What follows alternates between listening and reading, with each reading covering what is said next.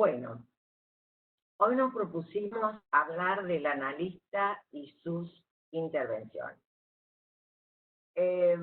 Podríamos decir que en la trayectoria ortodoxa, todo lo que tenía que ver con las intervenciones, ahí creo que se me ve mejor, ¿no?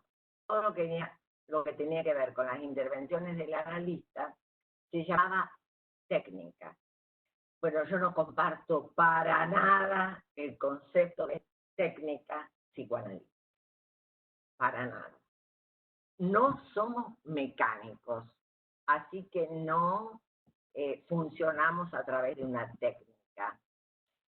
No somos operadores, por lo tanto tampoco funcionamos a partir de una técnica. Digo porque por ahí ciertos operadores sí necesitan una técnica exacta, por ejemplo, un cirujano. Más vale que la tenga, que la cumpla, la técnica para abrir o la técnica para hacer una intervención, no sé, intracardíaca, etcétera, etcétera. Bueno, esas son técnicas muy necesarias. Lo nuestro no tiene que ver con una técnica.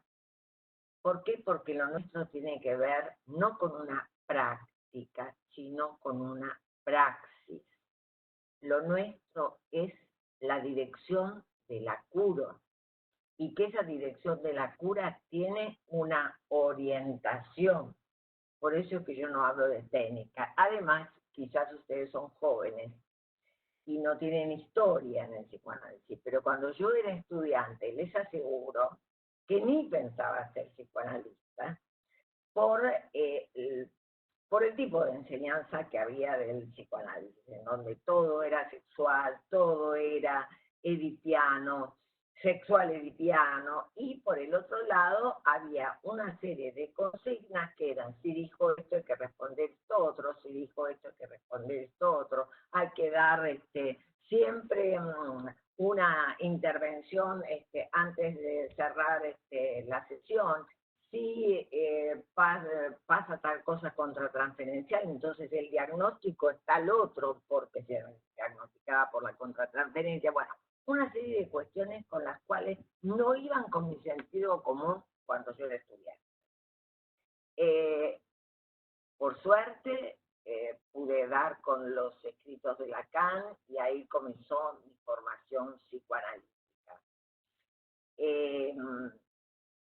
No es lo ideal, siempre aconsejo ir de Freud a Lacan, pero bueno, también se puede leer textos psicoanalíticos y a partir de allí buscar los textos lacanianos y a partir de ahí buscar los textos freudianos. Por ejemplo, un texto que es un escrito lacaniano que siempre yo digo que hay que leerlo con Freud al lado, es Dirección de la Cura. Desde ahí, desde Dirección de la Cura, ir a buscar una cosa en iniciación del tratamiento me parece fantástico. Ahora bien, hay algo que hay que rescatar absolutamente de Freud. Cuando Freud dice que la palabra es el instrumento, y lo dijo en Tratamiento del Alma 1890. O también hay que saber rescatar de Freud 1891, la monografía de las afasias, que normalmente en el texto tomo 15, el de lo inconsciente, hay un apéndice, apéndice C, en donde hay una partecita de la monografía de las afasias, que es lo que más interesa, que cuando habla de palabra y cosa. ¿Por qué es interesante? Porque allí primero dice la unidad del lenguaje es la palabra. Después dice que, bueno, que el psicólogo debe trabajar con la palabra. Son cosas interesantes para 1891. Y lo que va a aislar allí él es el elemento visual, el elemento de la vista, lo acústico, lo visual y lo kinestésico. Bien, iba a decir que se producen muchas asociaciones y que allí está la riqueza de esa complejidad de la palabra, etcétera, etcétera. Lo marco porque él le da mucha importancia a ese resto combinatorio de lo visto y lo oído, y a lo largo de la enseñanza de Lacan también eso tiene importancia, y en la última época eso es la letra gozada o la langue, todo junto, ¿no? La lengua cuando lo escribe todo junto. Que es un punto de pulsional, ¿no? Mucha condensación de goce. Es un objeto pulsional muy cargado. Eso es la letra gozada. Ahora bien, decía, no hay técnica de orientación. Esa orientación está dada por la política del psicoanálisis, lo que llamamos la ética o política del psicoanálisis. En principio hay una pregunta que hizo Freud, hay una pregunta, o las que yo ahí lo hay una de Freud y una de Lacan. Una de Freud es cómo llegar, cómo poder tocar el cuerpo y la mente a través de la palabra. Y una de Lacan es cómo intervenir sobre lo real del cuerpo a través de lo simbólico. Son equivalentes. Yo considero que esos interrogantes hay que sostenerlos abiertos siempre, que son la base que conforma el campo analítico, y entonces es muy importante tenerlos abiertos, es decir, sostener el interrogante, preguntarnos siempre, que esa pregunta viva trabajando al psicoanalista. Esa pregunta es formación del psicoanalista. Bien,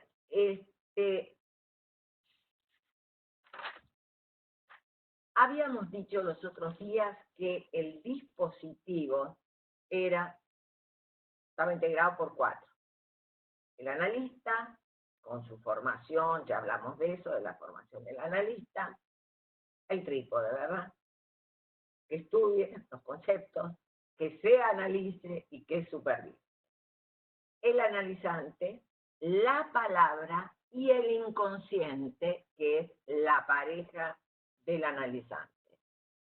Para nada, si con la orientación lacaniana, para nada hablamos de que la pareja sea analista-analizante, no señor.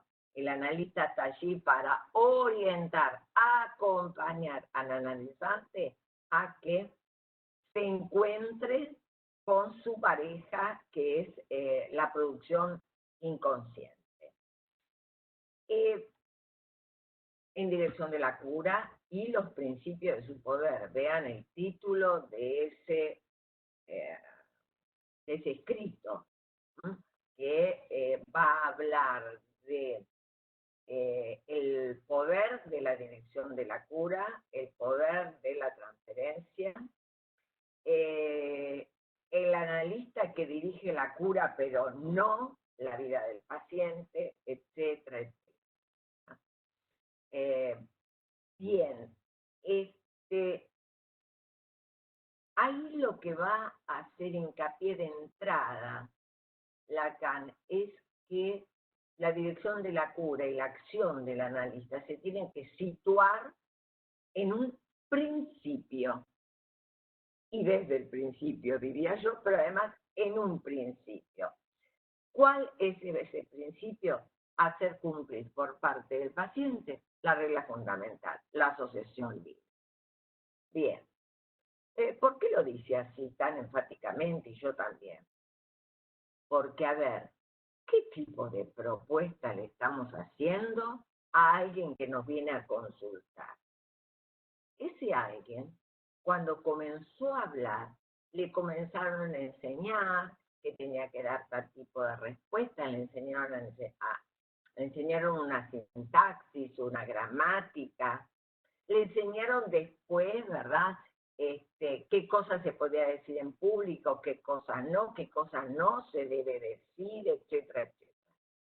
Y la propuesta de un analista de hable lo que quiera, hable libremente, todo lo que se le pase por la cabeza, lo que se le ocurre, no importa si es niño, no importa si es vergonzoso, si está pensando en una cosa y de golpe le sale otra, pues no importa que tenga, que sea un discurso hilvanado, no importa que tenga conexión una cosa con la otra, lo que dice, etcétera, etcétera. Estamos proponiendo el al revés de lo que ha aprendido en todos los años que tiene desde que comenzó a hablar. Bien, la propuesta es difícil y diría la propuesta es angustiante. La propuesta exige coraje y entonces el analista deberá ir acompañándolo. Por eso es que lo que dice Lacan es hacer cumplir, ¿verdad? Hay que irlo acompañando. Y a su vez va a decir que bueno, que no es una comunicación unívoca, que cada consultante va a escuchar esa propuesta como puede. Y ya sabemos nosotros que es así, desde los prejuicios que tenga respecto del psicoanálisis, lo que sepa, etcétera, etcétera, etcétera. Ahora bien, también allí hay una frase que tiene que ver, hay tres lógicas: táctica, estrategia y política. Como la táctica y la estrategia se inscriben en la política, porque primero hablé de la política, ¿sí? Y otra cosa que voy a decir de la política es la dirección que tiene, es, digamos, hacia la castración, es en dirección de la cura va a ser llevar al paciente al significante impar, ese falo que se puede tener o no tener, pero no ser, ¿no? O sea, llevar al no ser. Diríamos hoy llevar al paciente a la destitución subjetiva en cuanto a esa respuesta que ha dado el paciente respecto de qué quiere el otro de mí. Esa respuesta tiene una condensación de goce y es lo que configura el fantasma. Pero el paciente ni sabe que ese fantasma constituye su subjetividad, con lo cual ese fantasma hay que construirlo en análisis. Hoy da mucho trabajo construir el fantasma en el análisis porque la dimensión subjetiva está un tanto suspendida con el discurso capitalista. Ya hace tiempo, no ahora por lo del coronavirus, sino hace tiempo que ya está suspendida. Bien, entonces, bueno, hay que construir la dimensión fantasmática. Luego va a haber que realizar una destitución subjetiva para que entonces se encuentre la dimensión de la falta en ser o la falla en ser, y a partir de ahí el advenimiento de ser, y entonces, como dice Diana Rabinovich, ese poquitito de libertad. Va a decir, la táctica es libre. Soy libre, no hago a mi capricho después de Dios, etcétera. Toda una ironía inmensa respecto de lo que es la táctica, porque la táctica se enrola en una política. Entonces, hago a mi capricho, hago de acuerdo a una orientación. No es tan así, hago cualquier cosa. Y respecto de la estrategia, va a decir algo muy interesante en relación al lugar del muerto. Y por favor, que no se vaya a entender que el lugar del muerto es el cadáver, porque hubo una época que había así como una caricatura del psicoanalista lacaniano que era la cara de póker, la cara de cadáver, nunca hablaba, etcétera, etcétera. Nunca un gesto, nunca decía nada. Bueno, no, uno no está ahí para hacer de muerto. Más, es decir, lo que dice muy claro Lacan es que va a jugar del muerto, cuando uno está en el truco y dice, paso, juega al muerto, esa es una función, está haciendo eso, por algo está haciendo eso, es una jugada, no es no jugar, es una jugada, decir, paso.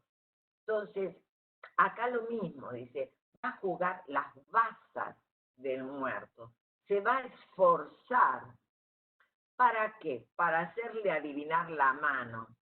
Y después dice, ese es el vínculo de abnegación que tiene. Miren qué interesante lo que va a decir, que por un lado un analista se esfuerza, que por el otro lado tiene que ser abnegado. ¿En qué se tiene que esforzar?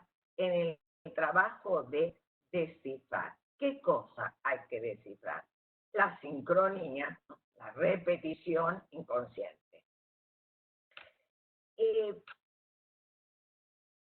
A ver, esa repetición inconsciente, ¿de dónde procede? ¿Qué se repite? Algo dice. Pero procede de un enigma que los filósofos lo trabajan, pero es un enigma muy importante para los psicoanalistas. A ver, salimos del desamparo con el auxilio ajeno, ¿verdad? Con la relación al semejante.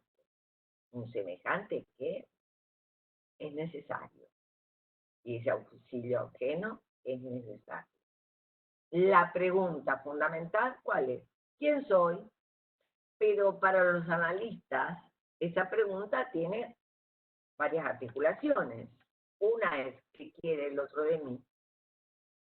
Más fuertemente, ¿qué me quiere el otro?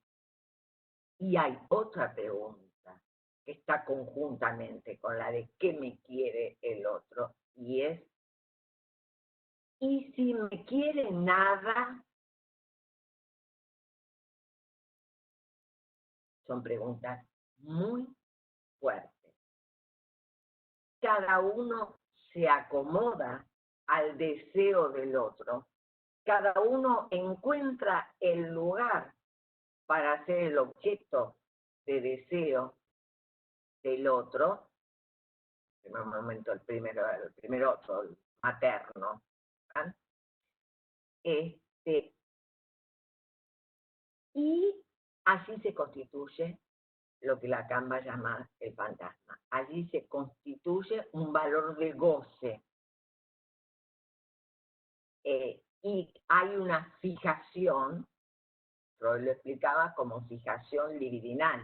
Por eso cuando Freud habla en dinámica de la transferencia, va a hablar sobre regresar a los puntos de fijación, etcétera, etcétera. Bien, ahora sí, voy a cerrar esto y ya le voy a pedir a Vanessa que vaya preparando el 3, el Power 3. A ver, justamente entiendo yo que como el fantasma que funda la constitución subjetiva procede de un enigma, creo que coherente con eso es que Lacan nos va a proponer como modo de interpretación el enigma. No la interpretación por el sentido o las equivalencias, si soñó con un paraguas, sueña con el palo. No, el enigma. Para producir una cuestión enigmática sobre sí mismo al paciente, sobre el decir, y también es un enigma para el analista. Vamos a ver unos recortes clínicos. Los recortes clínicos son actuales, porque también les voy a decir algo que es mi consideración. Hoy están todos hablando de qué pasará asistiendo a pacientes, analizantes, a través de la pantalla, a través del teléfono, esto, lo que. Miren, en el año 80, Shamila Boujaem, psicoanalista de la APA, hablaba de la pre-entrevista telefónica y le daba una importancia terrible. A partir de ahí, muchos analistas atendieron por teléfono. Los lacanianos siempre hemos atendido por teléfono, en la puerta del consultorio, en la plaza. No he oído más una vez que para atender a un niño, tocan el timbre, yo tenía consultorio en planta baja, salgo, el chiquito no quiere entrar y la mamá entra a los tirones con el chico, bueno, en una situación desagradable, y entonces la miro y le digo, no, tranquilate, fulanito, vamos a pasear, y a una cuadra tenía una plaza, y me fui con la mamá y el niño a la plaza, y la verdad que fue una sesión magnífica porque pude ver la relación de la madre con el chiquito, cómo jugaban, qué se decían, etcétera, etcétera, etcétera. ¿Y dónde fue la sesión? En la plaza. Entonces, bien, para un analista lacaniano, en todo caso, no será una cosa de decir, uy, qué terrible, qué novedad, esto no. Veremos después si hay una incidencia, pero eso es a posteriori. Entonces, yo lo que considero es que lo importante es lo que tenemos que escuchar, lo que tenemos que descifrar en la lógica de un decir. Eso me parece lo importante. A través del teléfono, de la pantalla, la videollamada, el Skype, lo que sea. Lo que importa es una lógica. Por otro lado, no son casos actuales, quizás son casos que ustedes conocen, porque, a ver, yo tengo una moral, podría decir, porque no es la ética del psicoanalista, es la mía, nada más, que tiene que ver con que yo hago público un fragmento de un análisis o el trayecto de un análisis, una viñeta clínica, cuando un analizante terminó su análisis, cuando consciente yo le pregunto si puede usar su material y consciente, yo le voy a cambiar el nombre, pero igual se va a encontrar en la viñeta clínica. Y no le puedo mentir, no, a mí yo prefiero decirle, mire, voy a usar su material, ¿me lo permite? Hay analizantes que han dicho que no, que están en su pleno derecho de decir que no. Y después también hace condición para mí que sea a propósito de algo. Soy muy freudiana en eso. ¿Vieron como Freud subtitulaba a propósito de tal cosa y demás? Voy a hablar de Mario, María y Mariano. Voy a hablar de la circularidad del S1, de un S1 inconmovible. ¿Por qué? Porque ese S1 es una mimetización con el decir de un otro sin barrar. Y cómo la pulsión invocante nos viene a decir que el sujeto hablante no resiste vacilación. Vamos. A la otra. Bien. Comienza todo con un mensaje de WhatsApp. El mensaje dice, soy Mario. Con mi terapeuta decidimos que Mariano se tiene que atender con un psicólogo varón. Tiene ADD. ¿A qué hora se lo puedo llevar? Después de las 16. Escucho a las horas, respuesta mía. A las horas, porque generalmente cuando estoy atendiendo, yo no puedo hacer 20 cosas a la vez. Me pongo muy nerviosa, no, a mí me gusta vivir tranquila. Entonces, cuando estoy atendiendo, mi cabeza está con los pacientes, escuchando, y si no, descansando el rato que es necesario descansar, o lo que para mí es necesario. Entonces generalmente respondo a la noche, cuando termino consultorio. Y lo que hice fue primero decir buenas tardes, después decir soy Amelia Imbriano, mi nombre completo. Y le digo, bueno, dígame a qué hora lo puedo llamar, así combinamos, o si no, llámeme usted entre tal hora y tal hora. En ese día no me da respuesta, me da respuesta al día siguiente y me ofrecen un horario de llamada, que yo acepto. Entonces le gusto saludarlo, Mario, bueno, papá, y le propongo que nos combinemos un horario para podernos encontrar y saber qué le preocupa. A propósito de esa palabra, ¿qué te preocupa? Le doy dos alternativas, acepta. Bien. Primera entrevista. Mario tiene ADD, lo diagnosticó el doctor X y está medicado. Toma la medicación, pero no le hace nada. Patea todo, escupe. Por eso con mi terapeuta decidimos que lo vea un psicólogo varón. Yo, nada al respecto, ¿eh? O sea, se sabrá o no, después se descifró, pero como verán, yo sigo la entrevista. Y entonces le pregunto, ¿y qué pensás del diagnóstico? Me dice, lo diagnosticó el doctor fulano, ¿no? Tiene ADD. Ustedes saben que hay marcas en todo, en la medicina también. Entonces, hay determinados neurólogos, o lo que sea, en cada especialidad hay determinados profesionales que son marcas. Entonces, lo diagnosticó fulanito, X, tiene ADD. Entonces, como me dice que patea, escupe, bla, bla, bla, yo le pregunto, ¿y qué sentís respecto de lo que hace?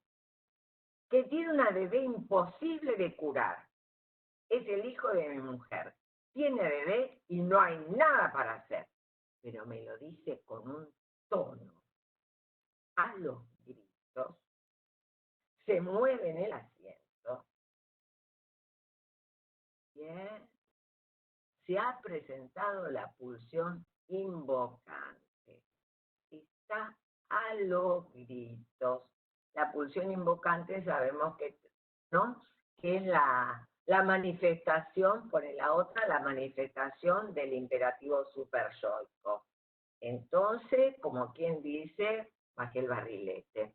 Discúlpenme la expresión criolla. ¿Qué nos enseña Mario? Que no puede salir de ese uno.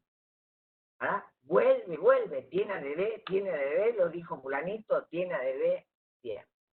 Dije, bueno, a cambiar la técnica.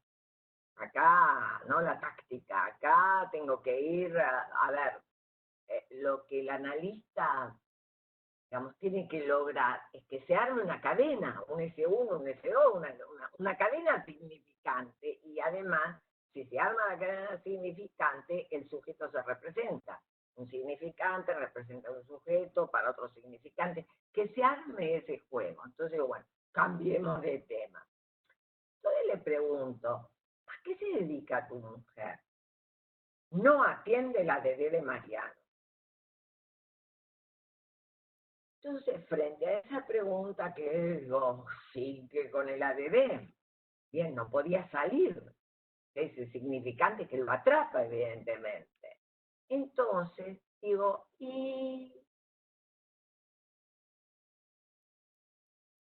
¿no?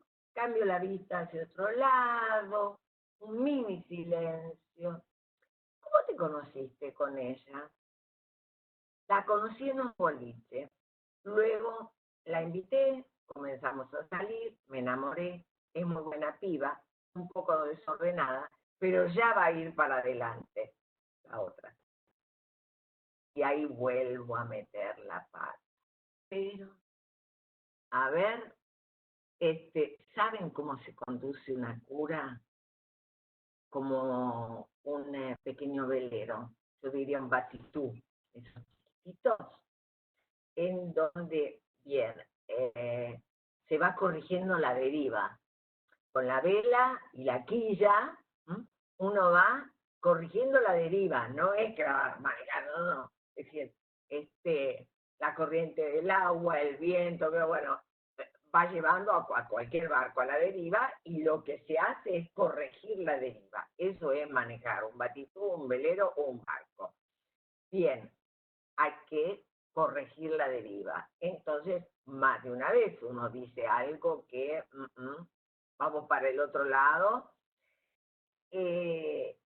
Bien, cuando yo le pregunto, ¿es que tienen que ir adelante? ¿No? Pues me dice, tienen que ir adelante.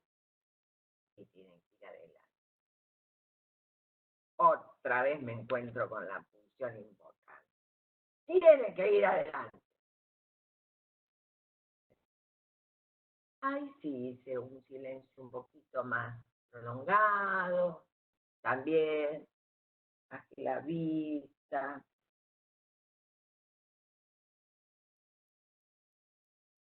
O sea, ese bajar la vista es jugar a presencia y ausencia. Igual que en cambiar los tonos de la voz, también es jugar a presencia y ausencia.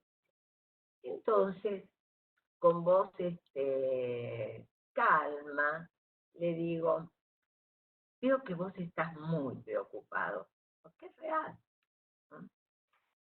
Me vas a ayudar mucho si acompañas a tu mujer a que diga lo que siente. Y vos también podés decir lo que sentís.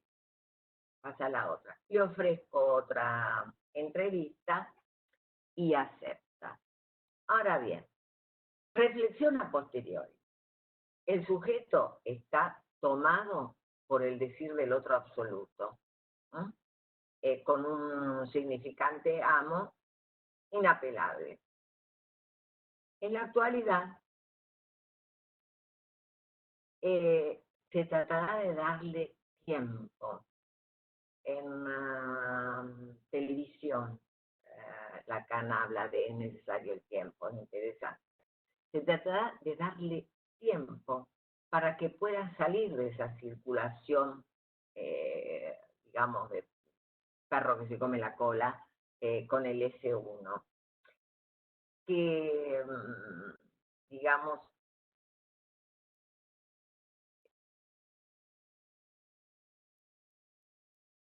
se tratará de hacer caer la fascinación por la unicidad. ¿Por qué? Porque allí donde yo digo lo mismo que el otro es infalible, y yo digo lo mismo que el otro, no hay división subjetiva. ¿Se acuerdan que yo había hablado respecto de la pasión por la unicidad, que Lacan dice que era uno de los, ¿no? Allá, y entonces en 1940 decía que era uno de los desastres, la pasión por la unicidad, el jugar a la bella indiferencia, etcétera, etcétera. Bueno, acá tenemos un ejemplo de pasión por la unicidad, ¿no? En relación a ese refrán del otro absoluto. ¿Y qué voy a intentar como analista? Siderar. Siderar es una palabra que usa mucho Colette Soler, y es gastar algo de acero. Eso es siderar. Entonces, bueno, hay que gastar el objeto invocante. Bueno, de entrada, frente a esta situación, ¿qué puedo hacer? No alojarlo y no darme por aludida. O sea, no me enojo, no le contesto, no le digo, mire, cálmese. No, porque si le digo, mire, cálmese, bla, bla, bla, lo estoy alojando. Si le digo, bueno, pero no, yo no quise decir eso, bla, bla, bla, le estoy dando mayor consistencia. No, ninguna de las dos cosas. Un silencio, que tiene que ir acompañado, en este caso de entrevistas preliminares, cara a cara, con una bajada de vista, un poner la vista para otro lado. Bien, después, bueno, ya dijimos cómo funciona el doctor X, El asunto es que entonces, si existe un doctor X para él, lo que yo puedo presupuestar, se proponen como lógica, por lo menos en esta primera entrevista, es que la relación no está con el significante de la falta del otro. O sea, que el doctor X no es un abarrado, este, no es un padre, como podríamos decir, un padre en el sentido de el padre castrado. Bien, y lo más importante es saber que la operación analítica tiene que ser volver contingente un significante que se ha colocado como necesario. Fíjense que tiene ADD es un significante necesario para él. Mariano no tiene nombre, es el chico ADD. Hubo una contingencia, un neurólogo X dijo tiene ADD, y eso que fue contingencia, él lo convierte en necesario. Bien. Respiramos mientras pasamos a un segundo recorte clínico. Si quieren, yo puse todo el relato clínico en el grupo Facebook. Si no, puse el que fue publicado por Pequeño Hans. Si quieren leer todo el relato clínico. Lo que saqué es esta pequeña viñeta que me parecía muy importante para mostrar la cuestión de la repetición, lo que yo les dije que escucharan a Diana Rabinovich o que leyeran a Diana Rabinovich, cómo vamos con el otro, cualquiera de los otros. Ahí lo estoy cargando, Amelia, ¿eh? Dale. Porque la función del analista es justamente esa. Y una de las tácticas que va a tener el analista, sabiendo que, digamos, esa contingencia que se vuelve necesaria tiene que ver con el fantasma fundamental, la táctica que va, y el fantasma fundamental responde un enigma, la táctica que va a tener es la del enigma. Y lo que yo busqué en semiótica hace muchos años, porque dije, flauta, y hay que establecer enigmas, ¿cómo me arreglo de dónde invento?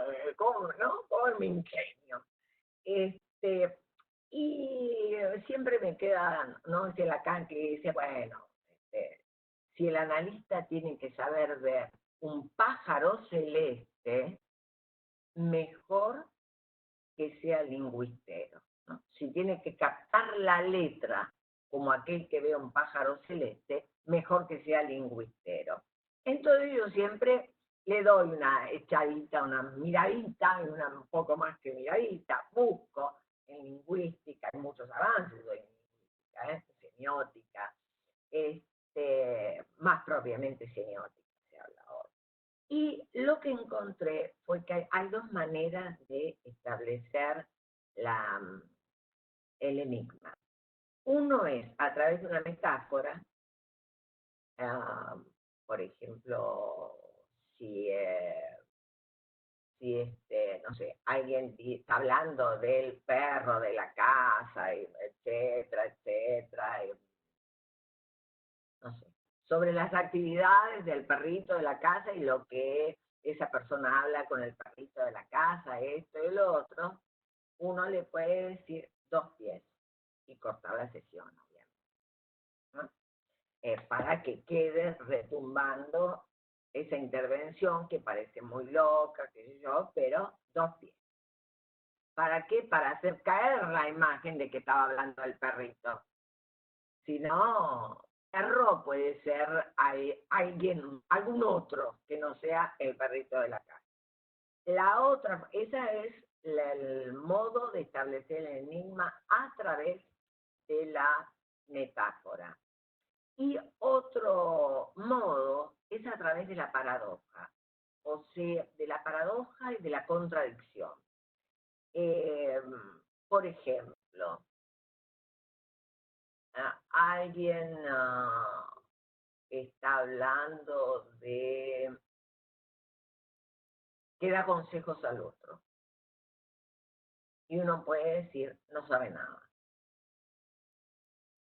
O alguien puede estar, también aplica más o menos al mismo ejemplo, alguien puede estar hablando de que iba por la ruta, bla, bla, bla, bla, y que miraba las señales viales, qué sé yo. Y ahí, ¿no? Uno ve esas señales viales, puede llegar a decir, da consejos, consejos, consejos.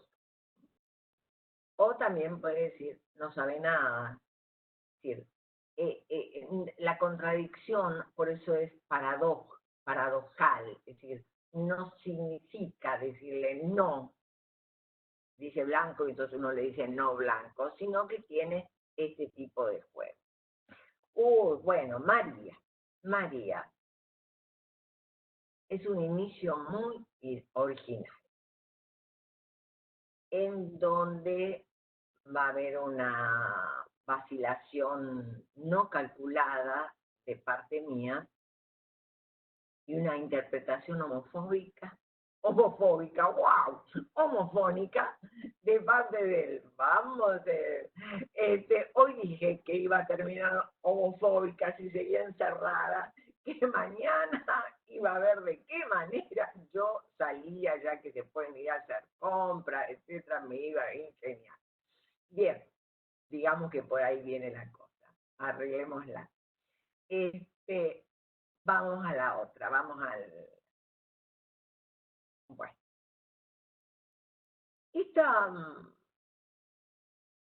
Digamos que lo que está subrayado abajo es lo importante. Esta es una situación muy original. Me llama un psiquiatra. Yo había sido durante bastante tiempo, 8 años, jefe de residentes en el Borda.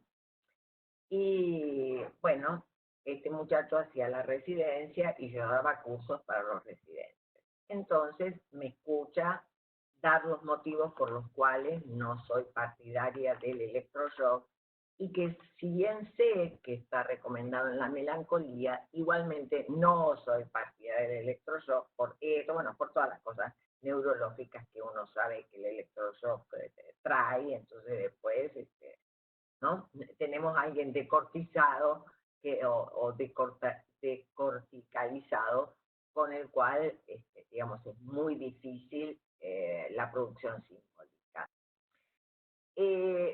Me llama para solicitar mi intervención, el psiquiatra es amigo, muy conocido, digamos, del esposo, y me dice que no le puede hacer, que no la puede medicar más porque se alcoholice, que entonces mezcla medicamento con alcohol y es un desastre. Y que no puede decidir hacerle el electroshock, por todo lo que se acordaba que yo había dicho, que le hizo un diagnóstico de una melancolía postparto. Bien, bueno, yo acepto acompañarlo, ya van a ver que es literalmente acompañarlo en un principio. Y más que nada, entiendo que decidí acompañarla a ella. Vamos a la otra imagen. La paciente yacía en cama desde hacía un año. Y sus excesos mostraban realmente una colocación pulsional autoerótica.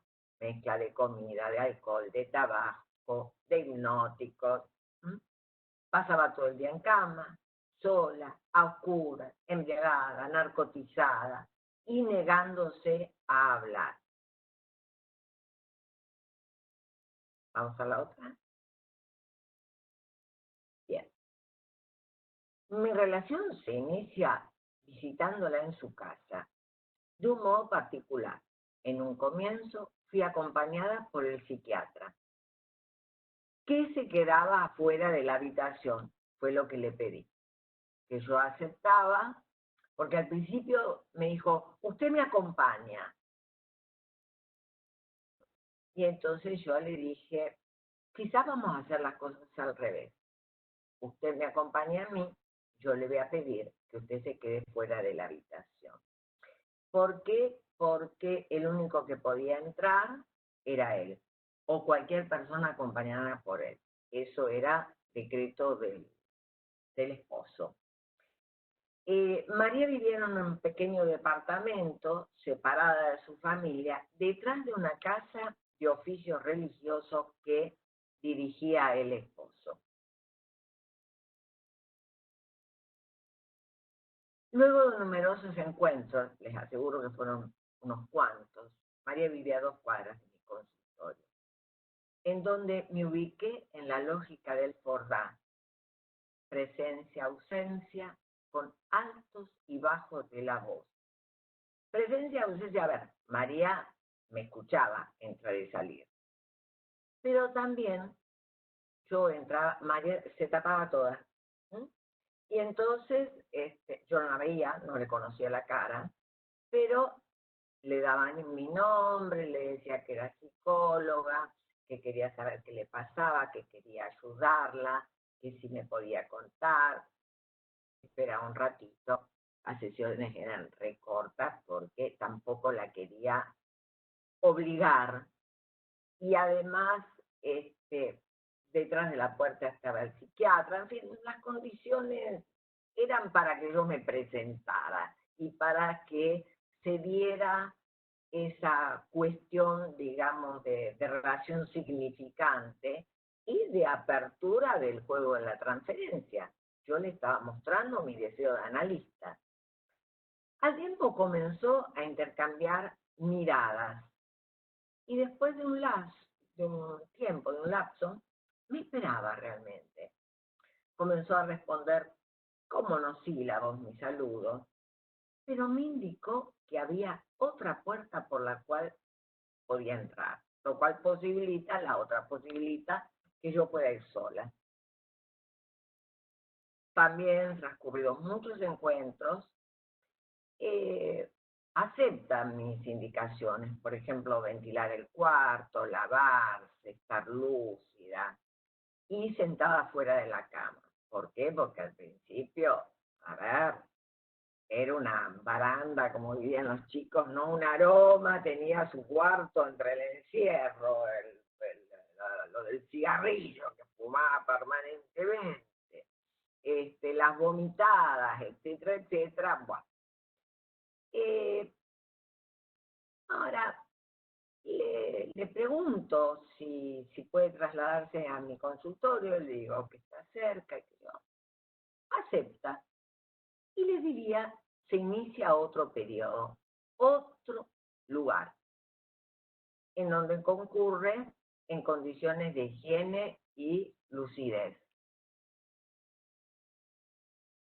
Su relato es muy cadencioso, lento, monotemático, considerando en la descripción, a ver, lo que veía, pero no a nivel de lo que veía en la vidriera en esas 2 cuadras, no, las baldosas, y me contaba los colores de las baldosas, que baldosa estaba floja, y lo que decía es, yo sé contar baldosas.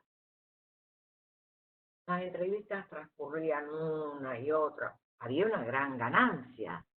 Salía de su casa, caminaba 2 cuadras, venía bañada, o sea, ya no estaba la colocación autoerótica tan condensada. Pero del otro lado, no salíamos de ese discurso monotemático. Bien. Bueno, me salió la tanada. Una intervención muy itálica, ¿verdad? A ver, yo la quería sacudir para ver que pase algo más que contar baldosas. Y lo que le digo un día, apenas una sesión en donde apenas entra y comienza a decir las baldosas que vio, ahí nomás le digo, es su vida. Pero si lo digo enfáticamente, ¿eh? Y le corto la sesión. La primera vez que le corto la sesión, desde que ella venía al consultorio, es la primera vez que usó una sesión muy corta. Vamos a la otra, evidentemente, bueno, cambiar baldosas por vida, por es su vida, fue interesante. Sesión siguiente, me dice, hace unos días mis cosas comenzaron a cambiar desde que usted me dijo, estúpida pienso. Bueno, primero dije, ay, no habré sido tan bruta. Pero no, yo me conozco. Tengo mi espíritu itálico, pero no para tanto. Entonces rápidamente recordé la intervención. Es su vida. No le dije nada. Y lo que, a partir de que ella me dice eso, desde que usted me dijo estúpida, pienso, yo me quedo callada. Y ella comienza a comentar, haciendo todo un despliegue respecto de lo que es estúpida para ella. Estúpida es un nombre del ser en su desgracia. Ella comienza a comentar una serie de elementos que tienen que ver con esa estúpida, que era un nombre para ella, que hacen a su neurosis, digamos, infantil, ¿no? Por un lado, lo que veo es la identidad subjetiva que ella tiene con esa estúpida, o sea, el lugar que ocupa en su fantasma. Si eran después, lean este relato clínico completo, porque les aseguro, sobre todo las que son mujeres, tiene mucho para enseñarnos, muchísimo para enseñarnos. Hizo una variación que es muy interesante. Ahora, lo importante es que en ese despliegue de la estúpida, en quererme explicar a mí por qué ella es estúpida, me quería convencer, tenía un grado de aserción, de seguridad subjetiva, que yo intento continuamente hacerlo vacilar, hacerlo caer, etcétera, etcétera. Lo importante es que despliega la neurosis infantil. Adiós cualquier temor a una psicosis. Eso es sumamente importante. ¿Por qué? Porque la intervención del analista va a ser diferente en la neurosis y en la psicosis. Entonces, tener en claro, ¿no? Lacan lo que va a decir en la última enseñanza es: el analista deberá orientarse por la estructura del saber en juego. Bien, la estructura del saber en una psicosis es completamente distinta de la neurosis. Y la intervención es diferente. En la psicosis no hay intervención metafórica, daña, así lo digo, daña, así de clarito. Vamos a la otra, al otro recorte clínico. Haber tenido claro el despliegue de la neurosis infantil ya dio, digamos, una posibilidad de intervención y de trabajo con ella muy distinto a estar en dudas diagnósticas. Porque realmente el tiempo que yo la visitaba en la casa no me dejaba aclarar el diagnóstico. Y en las primeras entrevistas, si bien venía, igual, digamos, su relato tampoco me dejaba despejar el diagnóstico. Bien. Matías, sacamos el título, también un inicio diferente. ¿Cómo comienza Matías? Me llama un asistente social, tenía yo tenía con esa asistente social y ella conmigo, una historia de discusión. Una vez esa asistente social fue a un colegio en donde yo trabajaba,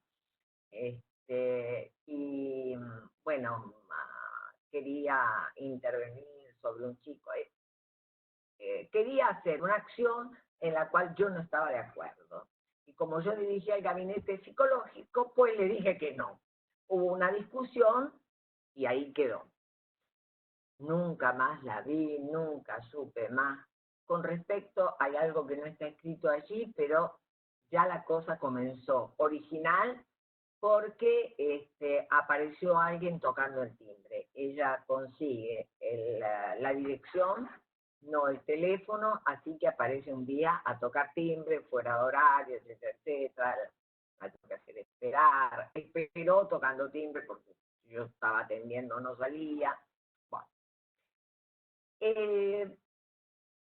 lo que ella me dice es que le tienen que ocupar de trasladar a un niño que está en un lugar asilar a otro lugar que es de psiquiatría asilar, y que entró en duda, y que se le ocurrió la posibilidad de otro tratamiento. Ella insiste mucho eso, otro tratamiento, algo que insiste en el discurso de ella. Es evidente que Matías tuvo varios tratamientos. Tiene una carpeta, un expediente, la carátula dice Matías, psicosis infantil, niño intratable. Bien, el niño está internado en asilos desde que nació, fue pasando de asilo en asilo. El pedido es del asistente social y, bueno, le digo, si se anima a traerlo, acepta. A ver, ¿por qué me metí en el baile, como quien diría? Porque los honorarios que podía pagar eran mínimos. Me movió el deseo de ella. Ella tenía un deseo muy decidido de tratarlo de otra manera. Y yo acepté. Yo acepté el deseo de ella y a su vez movió mi deseo de analista. Ahora bien, el niño tenía una historia, ¿verdad? Cuando yo escucho en esa primera entrevista a ella, tomo algunos datos. El mínimo, tampoco quería rellenar demasiado mi oreja, ¿eh? Pero bueno, era hijo de inmigrantes polacos y hubo una coyuntura muy terrible que es el día, mientras que la madre estaba de parto, el padre muere de un ataque cardíaco, entra una enfermera y pega los gritos, se murió el señor, etcétera, etcétera, y la mujer que estaba pariendo a su hijo, cuando se lo pone en el pecho, agarra el pibe y lo tira. El bebé, ¿verdad? Lo tira, es tomada como una psicosis puerperal, etcétera, etcétera. Bien, no se supo más nada de esa madre. Con ese asistente social hicimos mucho para saber. No se pudo saber nada. Y el niño entonces comienza desde casa a cuna a distintas instituciones. Bien. Mi primer encuentro con Matías. En la otra diapositiva está. Se movió, bueno, no importa. ¿Qué pasó con Matías?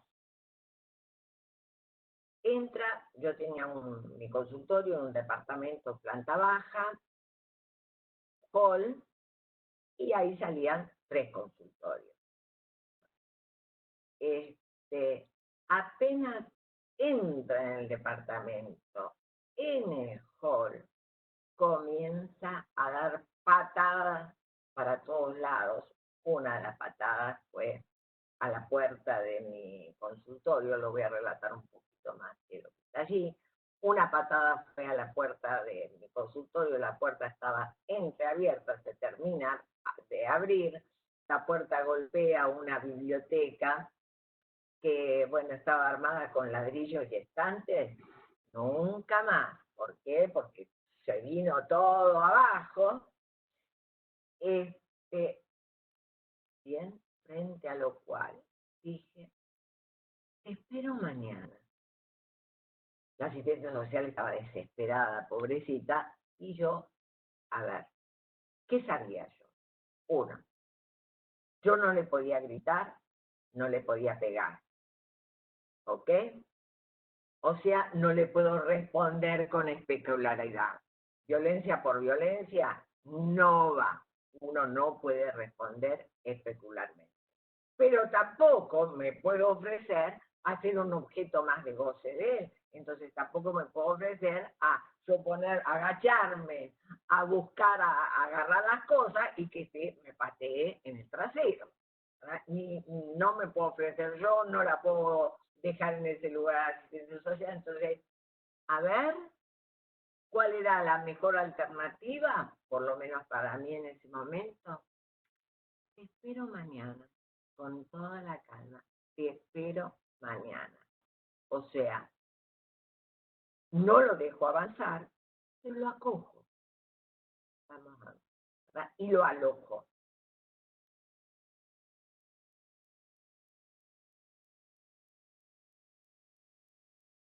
Vamos a la otra.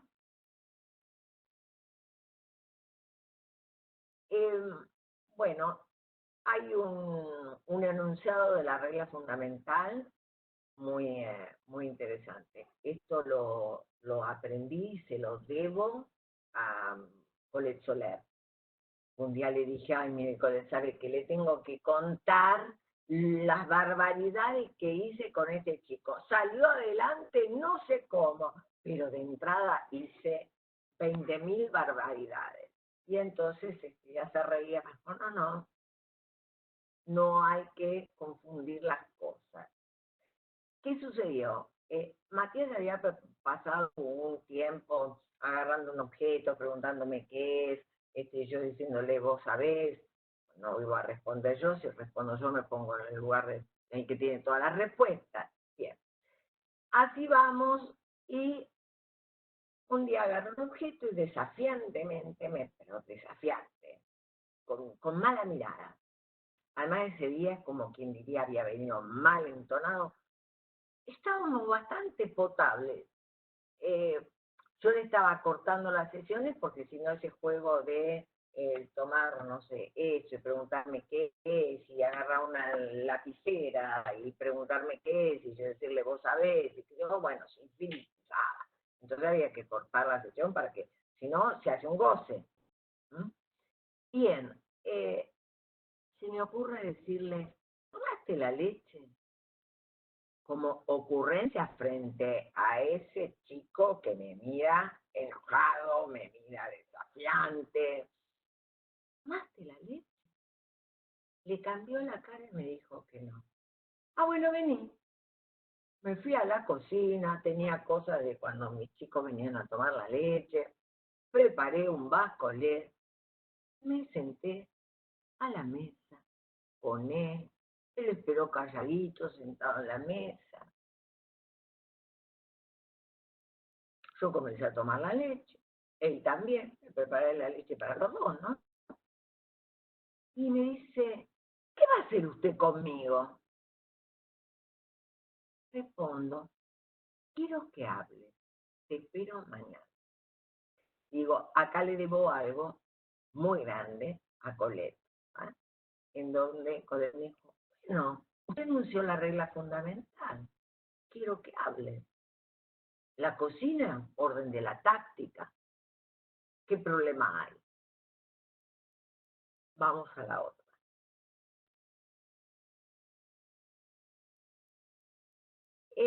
A partir de allí, yo digo que él se convirtió en el profesor de historia o en un profesor de psicoanálisis.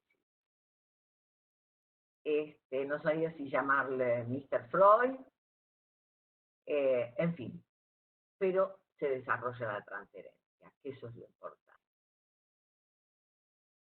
Siempre tocaba cosas, Y de golpe agarra un libro, me pregunta qué, digo que lea, dice, historia argentina, y le corto.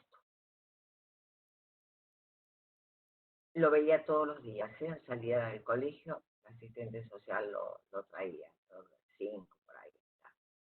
Entonces comienza todo un juego, en donde yo tengo una historia, usted me entiende, no, yo no sé nada, contame qué pasa, bueno, siempre con él, no sé, no sé, no sé. Y entonces comienza a contar una historia que yo resumo acá. Yo busco matar a todos porque mi padre murió y mi madre no me quiere, me tiró, se volvió loca. Yo tiro cosas y me hago el loco por eso. El psicólogo dice que soy loco porque así no pierdo a mi mamá. Vamos a la otra. Diría yo que el psicólogo no estaba mal orientado. El problema es que eso no hay que comunicarlo, mucho menos de esa manera. Pero no hay que comunicarlo. Lacan dijo en el 58 lo que Freud había dicho mucho antes, porque no hay gran diferencia. Lo que Lacan dijo es jugar las bazas para hacerle adivinar la mano. Una cosa, Freud lo que decía es, cuando el paciente lo dijo, bueno, ahí uno lo termina de decir. Bien, Matías entra en mi consultorio dando una patada a la puerta. Yo dije, chao, volvimos a los problemas. Dan como un salto tipo, como es taekwondo, ¿no? Le pega la patada a la puerta, pega un salto y se pone en posición de esgrimista, gritando, soy un matón, colorín colorado, el cuento ha terminado. Me mira desafiante y camina muy agitado. Yo me quedo calma, ya a esa altura había aprendido muy bien a estar calma con él.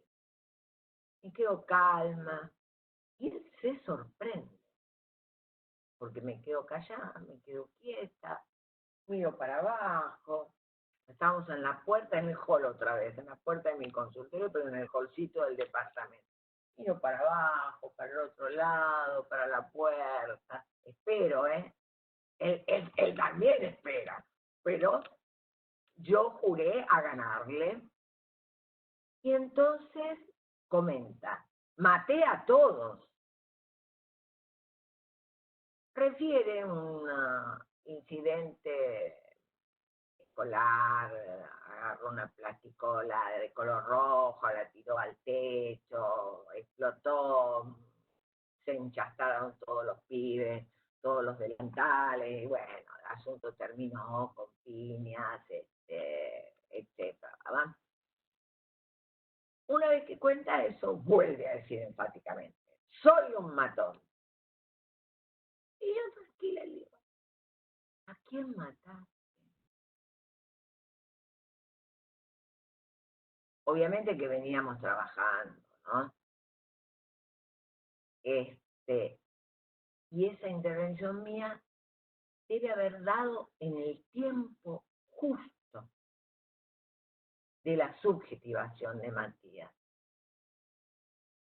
Porque lo primero que dijo fue lo que él siempre decía, usted lo sabe. Yo sigo en silencio, no lo sé, ya mirando para abajo, no sé. Se calla, deja de caminar, porque mientras estaba caminando, así, no sé. Entra al consultorio y se sienta. Se angustia muchísimo y me dice, ayúdeme. Bien. ¿Qué es matón? El significante de la transferencia.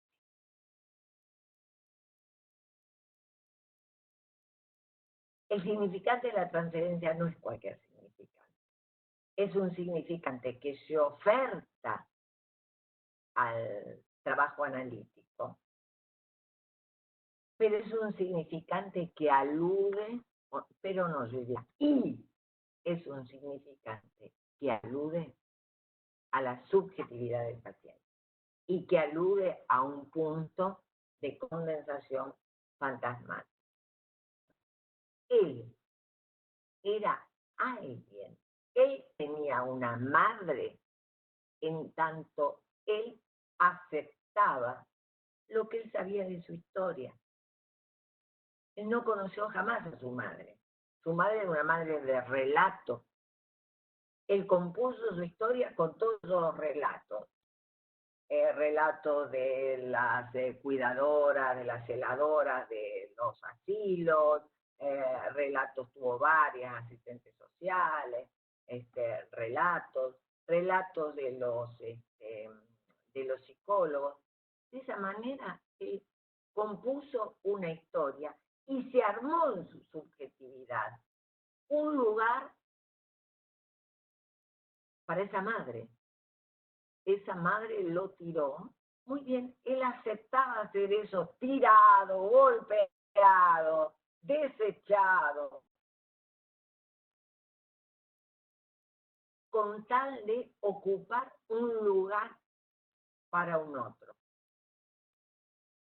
Y eso es lo que él repetía en su vida, generalmente en los asilos. Al principio se hacía creer y después comenzaban las catástrofes. Era un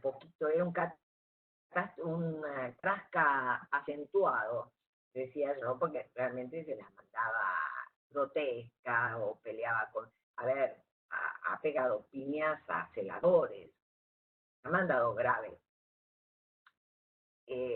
Pasaban cosas con él. Por ejemplo, no tenía, ahora ya que tenemos unos minutos más, les comento las intervenciones que como analista, en mi ética, yo tuve respecto de este caso. Y es, Matías no tenía apellido. Matías no tenía documento, ¿sí? No había sido inscrito. Bien. Y los años habían pasado, como en toda institución pública, los años pueden pasar. Que en una institución asilar, en una casa cuna o parecido, no se ponga el apellido de un chico, es muy frecuente. En todo caso, en el libro de Minicelli, el de Infancia en Estados de Excepción, lean, bueno, no me acuerdo del caso, hay un caso de una chiquita de 12 años que da a luz y el nene no lo inscriben, y entonces a partir de ahí Minicelli, siendo directora de minoridad de todo el Partido General Pueyrredón, descubre la trenza que había. Un chico que no tiene apellido es un chico que se cobra mucho más cuando se vende a padres adoptivos. Matías no tenía apellido, pero el tiempo había pasado, Matías tenía 9 años. Era terrible que no tuviera apellido. Cuando se tenían los datos de los padres, no pudimos dar con la madre, pero sí se tenían los datos de los padres. Entonces, acompañé al asistente social, una o dos veces que pidieron que yo asistiera, pero sí la sostuve a ella, para que ella iniciara e hiciera todos los trámites para que Matías pudiera tener apellido. Esa fue una intervención muy fuerte. Si bien lo hizo ella, toda la tramitación, yo fui 2 veces a hablar con un juez de menores, pero digamos la tramitación la hizo ella. El hecho de que tuviera apellido, ¿verdad? Es algo así como jugar al nombre del padre, pero en lo real, alguien que le da apellido. Hubo un hombre. Él es nacido con padre y madre, ¿verdad? Y entonces, hacer aparecer ese padre a través del apellido fue importantísimo, porque si no, para Matías lo único que tenía era el relato de esa madre que lo tiró. Y en siempre entonces buscaba ser tirado, golpeado, etcétera. Bueno, siempre estaba enredado en ese circuito pulsional. El que aparezca el nombre del padre es lo real y lo simbólico porque tuvo documentos. Y bien después lo contento que estaba con el tema de tener un documento. Y jugaba con ese tema. Y bien, a ver, una vez este relato de otra manera está en una actualidad psicológica. Miguel Cohen, que no sé dónde me escuchó hablar del caso, me pidió si lo podía escribir, no lo tenía escrito. Y era una revista de actualidad que se llamaba Intervenciones Atípicas. Y yo acepté. Era en relación a variantes de la cura tipo, en donde Lacan hace toda una crítica respecto de la ortodoxia. Y entonces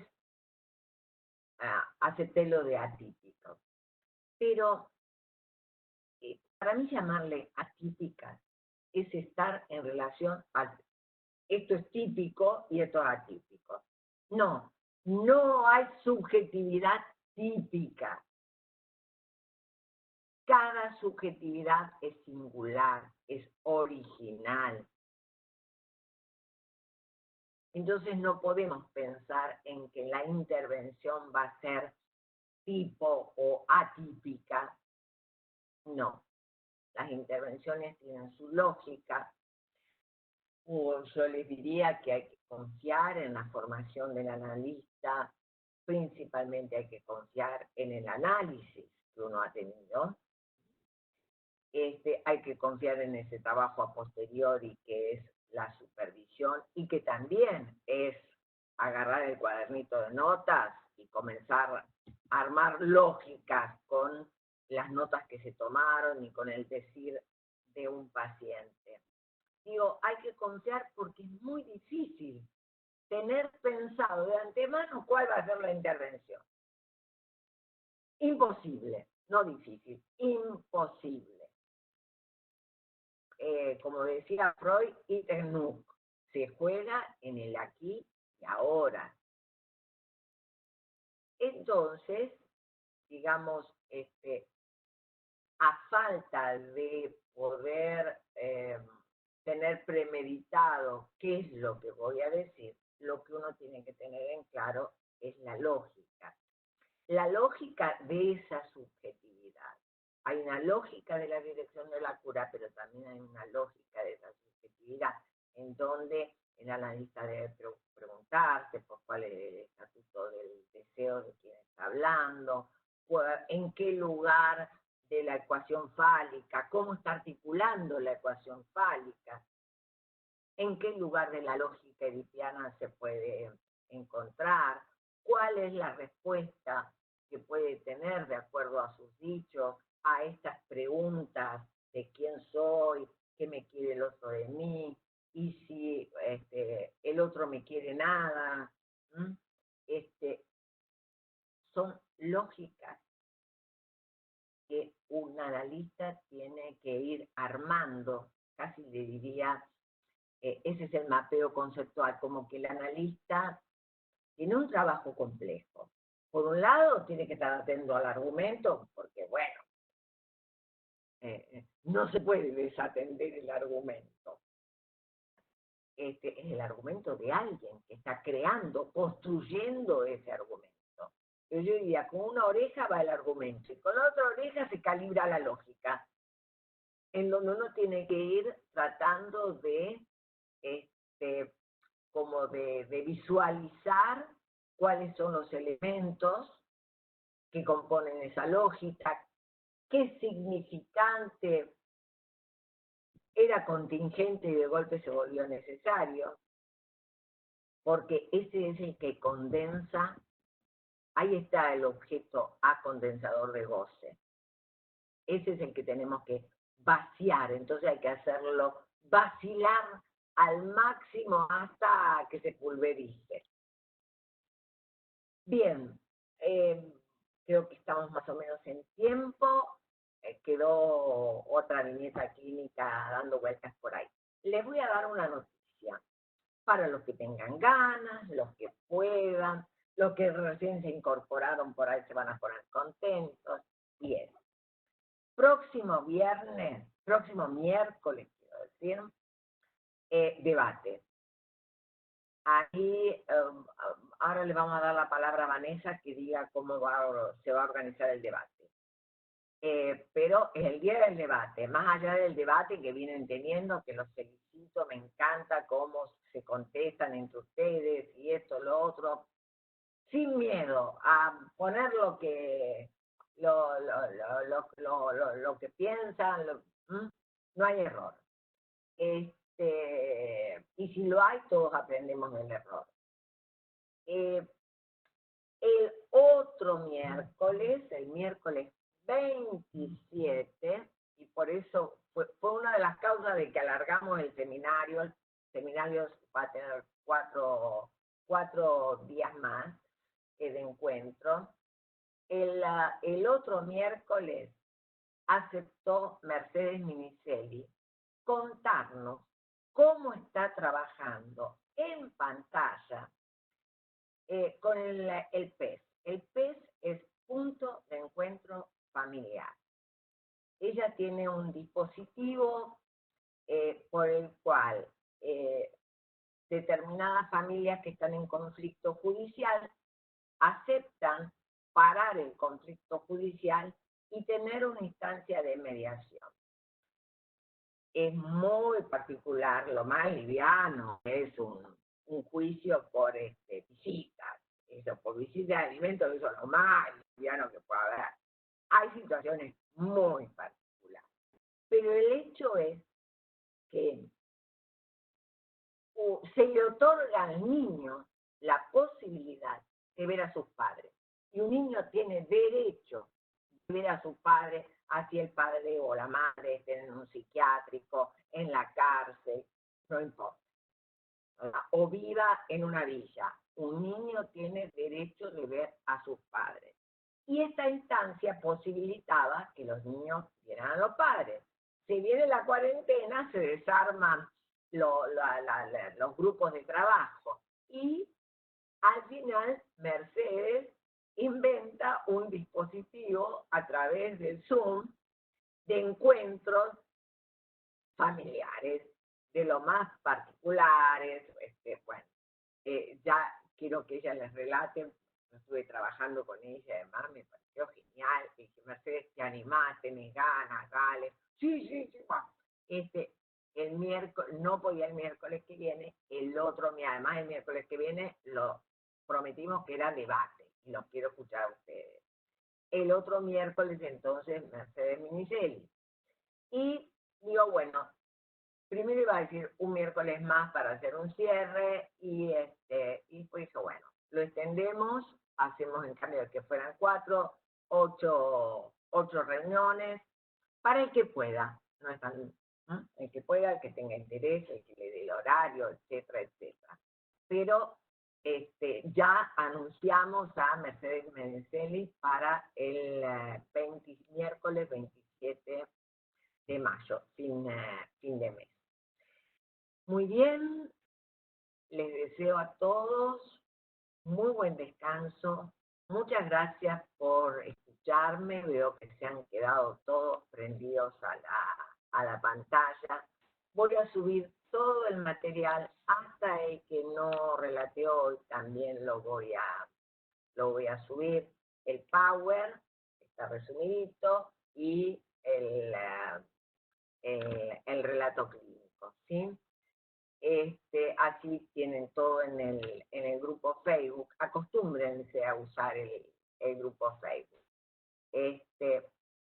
Muchísimas gracias, Vanessa, por tu colaboración. Decirles cómo vamos a hacer el miércoles que viene con el debate, porque lo que quiero es, a ver, tenemos que ser ordenados. Hoy estamos, o fuimos ahora, creo que somos 75, llegamos a ser 80, somos 75, bien. no podemos hablar todos juntos. Más siendo mujeres se pueden imaginar el lío que armamos. Con lo cual, y lo que quiero es que haya un determinado orden, que no sea elección, a que hable fulanita, menganita. Bueno, Vanessa les va a explicar cómo hacemos para que haya un orden. Perfecto. Bueno, lo que vamos a hacer es, en el grupo del seminario, el grupo que tenemos en Facebook, vamos a publicar una foto y los que quieran participar, o sea, los que quieran en realidad hablar, participar, pueden participar todos como vienen participando, pero aquellos que quieran hablar en el próximo encuentro, le vamos a pedir que en esa foto vayan comentando quiero hablar. Entonces, de esa manera, el orden va a ser en función de los que, bueno, primero vayan escribiendo en el comentario, va a ser así el orden de lo que vayan hablando cada uno, ¿sí? Cosa de que, bueno, sea en función de cómo se fueron, nadie va a elegir quién habla primero, sino que va a ser en función de cómo ustedes comenten, ¿sí? Quien comente primero, habla primero y así. Y bueno, y en función de la cantidad que sean los que quieren hablar, bueno, veremos el tiempo cada uno, después lo iremos organizando. De hecho, tenemos que ver también, bueno, hasta qué fecha pueden escribir, como para poder organizarnos bien. Hasta qué fecha ustedes se pueden escribir en el Facebook de que quieren participar. Yo creo que hasta el lunes a la noche, Vanessa, no más. Bueno, no más que hasta el lunes a la noche. ¿No? Claro, o sea, el lunes anterior. No, está bien, con el lunes a la noche está bien porque entonces organizamos tema tiempos y demás. Y así, bueno, todos podemos escuchar a la persona que vaya a hablar, respetamos ese tiempo que tenga esa persona para hablar y también, bueno, si hay alguna pregunta, también se puede hacer en ese encuentro, ¿sí? La idea es que todos los que quieran hablar puedan hacerlo y que sean escuchados por todos. Así que, bueno, más que nada para que sea ordenado y además también para, bueno, yo ir manejando el tema de los micrófonos y eso, ¿sí? Porque, bueno, siempre puede pasar que por ahí uno terminó de hablar y no desactivó el micrófono, quedó prendido, entonces, bueno, ir manejando eso, pero bueno, les pido, sí, que vayan comentando en esa foto que vamos a publicar y ya los vamos a ir registrando y después nos organizamos y el lunes, entonces, a la noche sería hasta el momento en que van a tener para poder escribir si quieren o no hablar. Se nos ocurrió esta alternativa porque a veces no es fácil, digamos, yo estoy viendo 20 a la vez. Si corro la pantalla voy viendo 20, bueno. Pero entonces no es fácil ver quién levanta la mano primero. Ya me pasó, yo estoy colaborando en un seminario con Yaya Korok y pasó que hubo una disputa porque, bueno, habían levantado la mano primero y nosotros habíamos visto uno, pero porque estábamos con una pantalla. Hubo un disgusto. Entonces digo, no, esto no funciona, hay que hacer alguna otra cuestión. Y entonces, como quien diría, orden de llegada. Bueno, ¿quién se anota primero en el Facebook y listo? Ya mañana podemos abrir la parte del Facebook, ¿no? Ok. Bueno, les agradezco mucho la participación. Les mando un beso enorme, un abrazo grande y que pronto podamos estar juntos.